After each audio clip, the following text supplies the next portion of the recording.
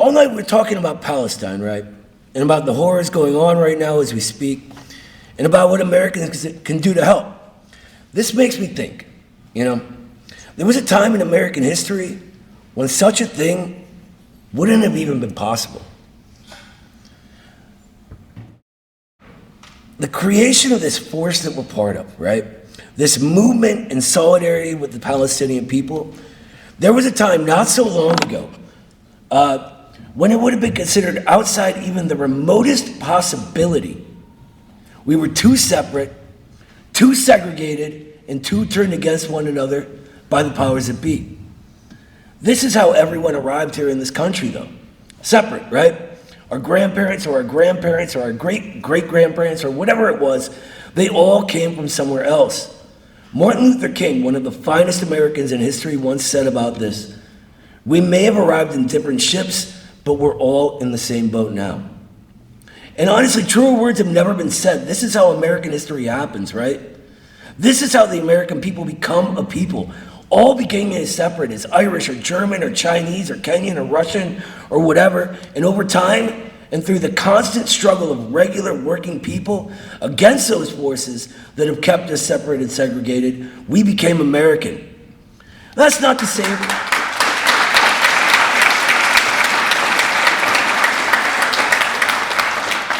Now, it's not to say we lose our heritage, right? I'm very proud to have grandparents from the Soviet Union. I'm sure many of you are really proud to have your own heritage, but that is also part of what makes us American. This togetherness and diversity, this unique situation that appears at first as a contradiction and then as a resolution, that is the spirit of the American people. We are all examples of those famous words etched onto the Statue of Liberty. You're tired, you're poor, your huddled masses yearning to breathe free. And all this history, all this long, ongoing process of becoming more and more American over time, this American trajectory, it leads us to where we are now. We've gone through so many different eras in this country, right? The overthrow of the British, to the overthrow of chattel slavery, to the civil rights movement and the era of the middle classes.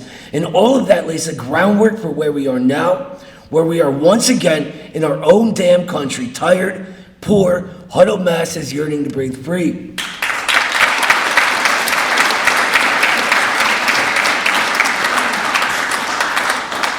But now we have something more than back then. We have each other. As the elites who long ago abandoned the pretense of a government of, by, and for the people, as they let this country crumble to the ground, let our living standards plummet, and steal the future from our children, preparing instead to fund genocides and to try and hold their dying financial cartels together through mass violence and terror, we have all this history that's built who we are. And that shapes and defines the way we look at the world around us. That steels us and hardens our resolves. That makes me who we are, Americans. No longer legally segregated, able to overcome every division they've thrown at us over hundreds of years. E pluribus unum. That's written on our money, but many of us don't even look at it, let alone thinking about it, right? It means out of many, one. I don't know about you, but for me, that unity, that shared history, that community, that's all I need to make me want to fight, to take our country back from the forces destroying it, and take back the future for our children.